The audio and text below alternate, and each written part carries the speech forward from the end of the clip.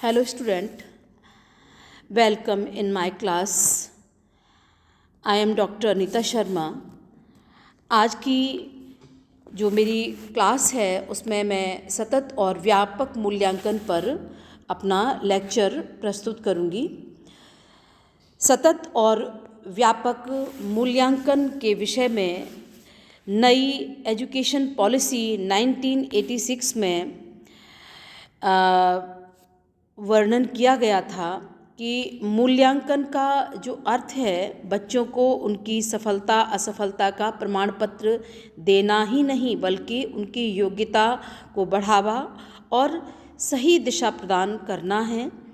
इसके लिए आवश्यक है कि बच्चों को सतत आकलन किया जाए जिससे यह पता चल सके कि बच्चे के विकास की गति ठीक है अथवा नहीं, और यदि नहीं है तो उसे किस प्रकार बाह्य मदद की आवश्यकता है। निःशुल्क और अनिवार्य शिक्षा का अधिकार अधिनियम 2009 जिसको कि 1 अप्रैल 2010 से लागू किया जा चुका है और कक्षा 1 से लेकर के 8 तक ये कहा गया है कि ना तो इसमें अब कोई बोर्ड की परीक्षा होगी, ना ही किसी बच्चे को फेल किया जाएगा और ना ही किसी कक्षा में उसको रोका जा सकेगा। अब परीक्षा के स्थान पर सतत और व्यापक मूल्यांकन बच्चे का होगा। शिक्षा का अधिकार अधिनियम प्रत्येक बालक के प्रति धैर्य, समुचित स्नेहपूर्ण व्यवहार पर बल देता है, चाहे उसके सीखने की शैली या गति कैसी भी क्यों न हो। बच्चे के प्रति स्नेहिल और संवेदनशील होकर के ही राष्ट्रीय प्रगति में उसकी सार्थक भागीदारी तय की जा सकती है। इसके लिए जो है सतत और व्यापक मूल्यांकन गतिविधि आधारित मूल्यांकन के पीछे कुछ कारण इन्होंने बताए, क्योंकि 21वीं सदी को हम नॉलेज की सदी कहा गया है, अतः नवाचारी समस्या निवारण की क्षमता इत्यादि जीवन कौशलों को बच्चों में विकास किया जा सकता है। ये नॉलेज सेंचुरी है, तो उनके समस्याओं को हमें निवारण करके उनके कौशलों के विकास पर बल दिया जाए।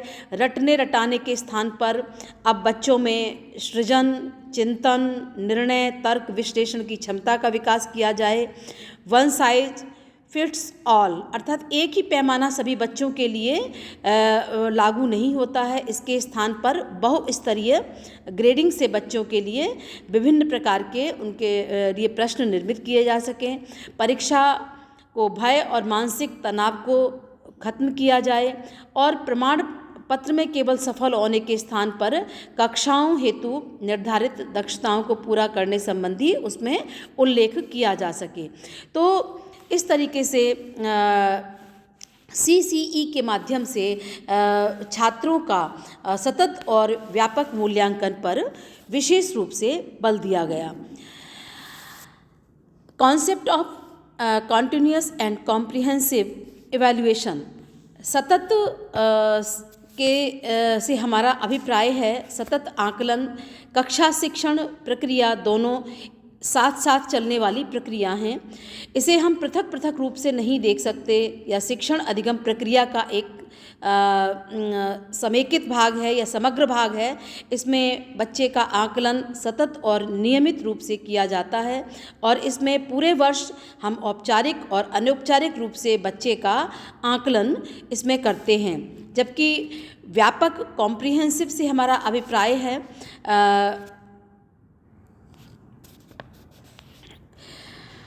व्यापकता से आशय है कि बच्चे के समस्त शारीरिक, मानसिक, नैतिक, संवेगात्मक विकास से है जो एक अच्छे नागरिक के लिए अत्यधिक आवश्यक है।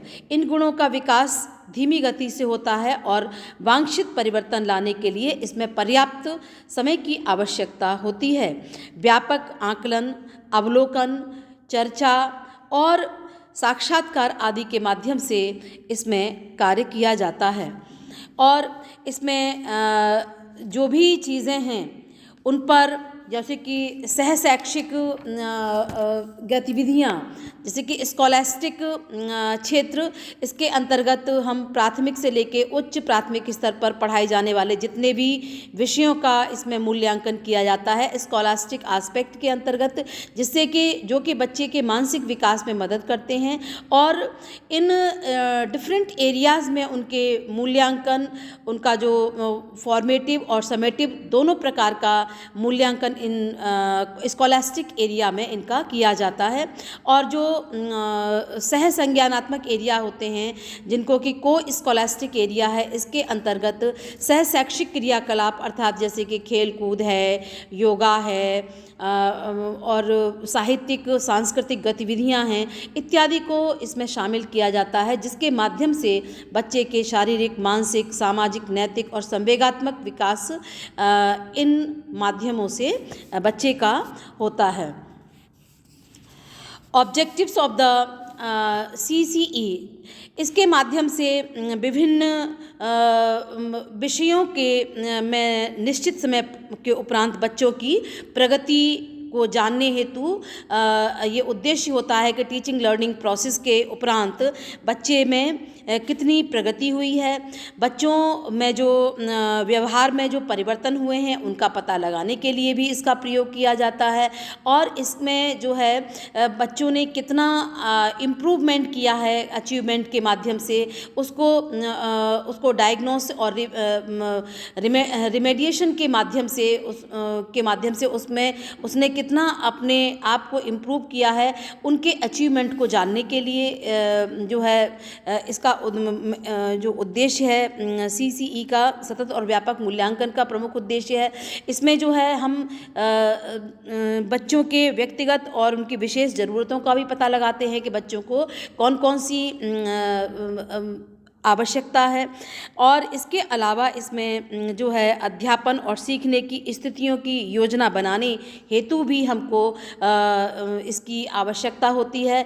इसमें जो है हमको डिज़ायर्ड स्टैंडर्ड ऑफ अटेनमेंट के लिए भी हमें CCE की आवश्यकता होती है।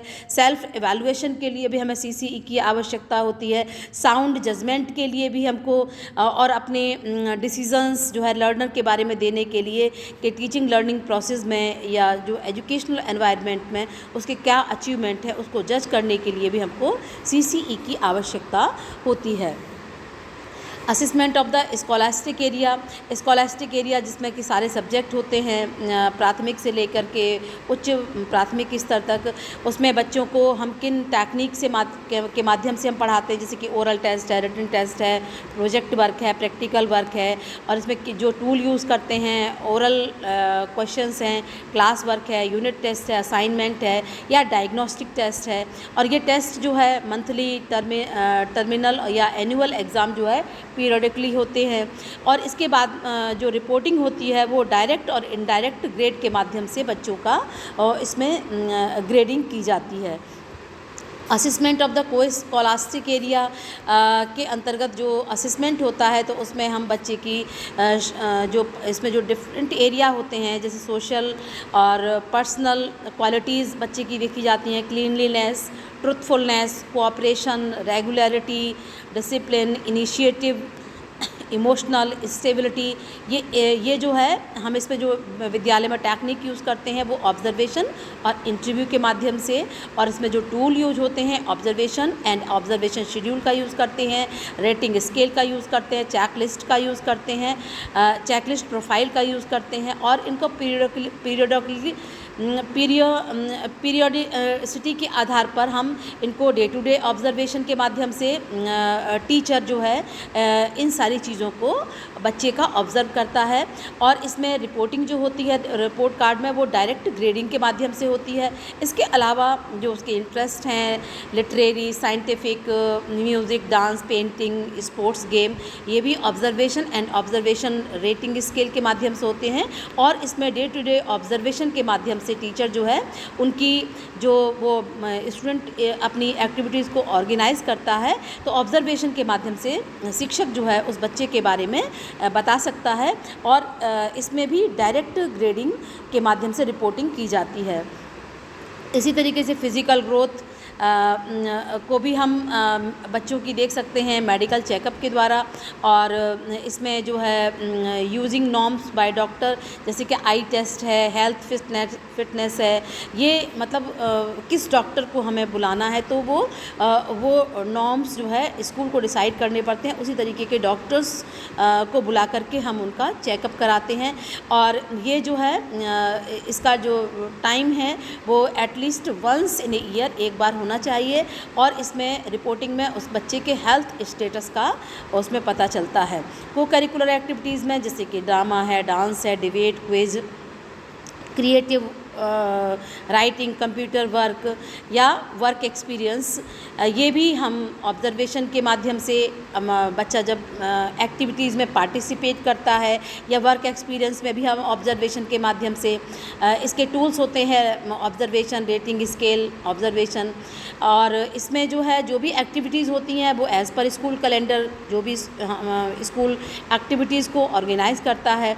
और work experience as per school time table के आधार पर जो वर्क एक्सपीरियंस का जो पीरियड लगता है तो उसमें जो है direct grading while at work, जब भी बच्चा काम कर रहा है तो ग्रेड के माध्यम से हम बच्चे को असिस कर सकते हैं। उसका सतत और व्यापक मूल्यांकन इसके अंतर्गत इसमें बच्चे का किया जाता है। Need and relevance of the CCE, it help to make the education process a student centric activity. इसमें जो है विद्यार्थी उन्मुख ये प्रक्रिया है, इसमें स्टूडेंट सेंट्रिक अप्रोच है। और इसमें जो छात्र को केंद्र बिंदु मान करके जो इवैल्यूएशन प्रोसेस हैं, एजुकेशनल इवैल्यूएशन प्रोसेस को हम अप्लाई करते हैं। और ये स्टूडेंट सेंटर्ड होने के कारण कि बच्चे को कितनी अचीव हुआ, कितना उसने सीखा, और इसको हम ग्रेड और अंक के माध्यम से ये बच्चों का हम उसके रिपोर्ट कार्ड में ये शो करते हैं। To develop cognitive, psychomotor and interpersonal skill, इससे क्या होता है CCE के माध्यम से बच्चे में संज्ञानात्मक, मनोगत्यात्मक और उसके इंटरपर्सनल उसकी जो स्किल है, बातचीत अंतःक्रियात्मक जो स्किल्स हैं उनको वो विकसित होती हैं, उनको हम उसके लिए ये इम्पॉर्टेंट है। And it helps the teacher to organise effective teaching strategy, शिक्षक को भी अपनी टीचिंग स्ट्रैटेजी को बनाने के लिए इन सब चीज़ों की आवश्यकता होती है कि किस तरीके से हम अपनी टीचिंग स्ट्रैटेजी बनाएं जिससे कि छात्र के व्यवहार में सकारात्मक परिवर्तन हो सकें। To develop student achievement through continuous assessment, diagnosis, remediation, assessment in co-scholastic area, ये जो है निदानात्मक निदान के माध्यम से हम उन क्षेत्रों की पहचान जहाँ पर विद्यार्थी को समस्या होती है और इसके माध्यम से हम स्कॉलास्टिक, नॉन स्कॉलास्टिक इत्यादि डिफरेंट एरिया के जो उसके अचीवमेंट्स हैं उनको हम कॉन्टीन्यूअस असेसमेंट के माध्यम से ज्ञात कर सकते हैं। By continuous evaluation children can know their strength and weakness, जब निरंतर इवैल्यूएशन होता है तो बच्चे को अपनी कमजोरी और उसकी जो स्ट्रेंथ है, जो उसके अंदर जो चीज़ है स्ट्रेंथ है, वो उसको पता होती है कि मेरे अंदर क्या कमजोरी है, क्या मेरी वीकनेस है और क्या मेरी स्ट्रेंथ है। It provide the child a realistic assessment to how he or she studied. It help a learner to determine the area of instruction in where more emphasis is required. इसमें बच्चे को self assessment करने में भी मतलब उसके लिए helpful होता है कि वो अपनी पढ़ाई को किस तरीके से करे जिससे कि उसको मोर बेनिफिट्स उसको गेन हो। It help in making decision for the future regarding choice of the subject, course and career. इसके माध्यम से CCE के माध्यम से डिसीज़न मेकिंग पावर डेवलप होती है कि बच्चा जो है फ्यूचर में क्या बनेगा, क्या उसके सब्जेक्ट होंगे, क्या वो कोर्स लेगा, किस करियर को वो चुनेगा, ये सारी चीज़ें हमको CCE के माध्यम से हमको ज्ञात होती हैं। इसीलिए जो CCE है वो विद्यार्थियों के जो मजबूत बिंदु हैं विद्यार्थी अपने प्रदर्शन को उस पर उन्नत कर सकते हैं, और कहाँ कहाँ उनकी जो कमजोरियां हैं वहाँ पर उनको हम एक सपोर्टिव जो है उनको एस्पेक्ट के आधार पर जो सजेस्टिव पॉइंट हैं वो उनको बता सकते हैं। तो इस तरीके से ये जो CCE है इसमें सतत और व्यापक मूल्यांकन के द्वारा विद्यार्थी का समग्र मूल्यांकन, मात्रात्मक और गुणात्मक दोनों ही तरीके के मूल्यांकन इसके अंतर्गत समग्रता के साथ किए जाते हैं। Thank you class.